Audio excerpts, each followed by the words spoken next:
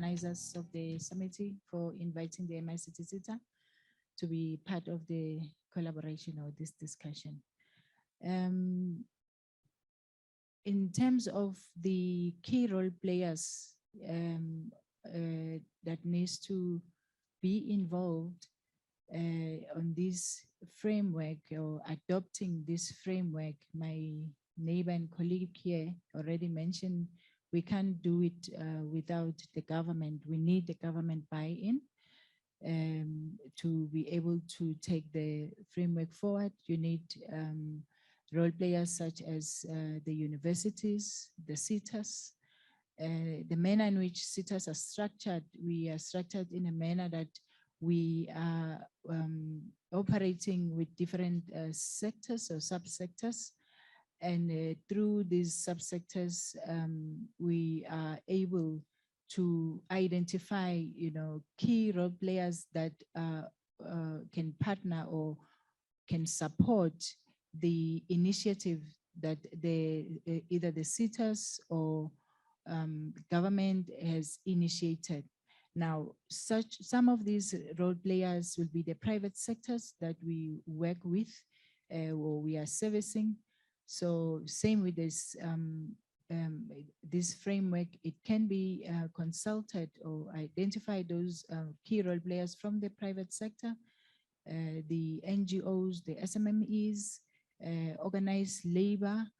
They can also be the key role players to ensure that this framework is adopted and it is being implemented or supported and being implemented. I also like to share some practical example through the collaboration and partnership with different role players that yielded positive results for the MICT SETA.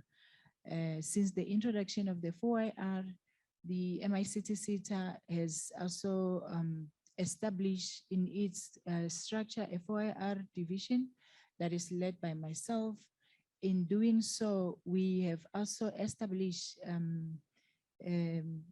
advisory committees, and in these advisory committees, we have identified key role players that can be part of these committees that can advise MICT SETA on the 4IR imperative matters.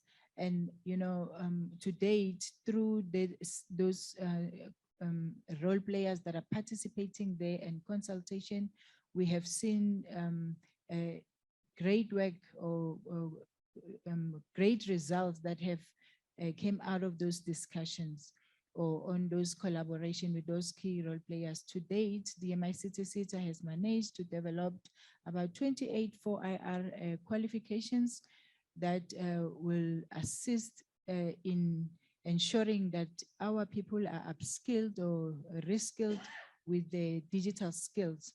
When you look at the framework, there are two elements that I've seen there.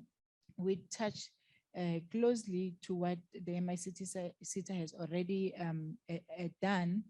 The C part that talks to the leadership digital skills and the ICT practical skills.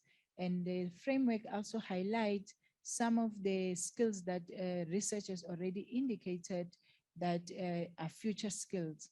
Now, in response to that and linking to this work that has been done through this framework, the MICT SETA is already ahead by developing those occupational qualifications.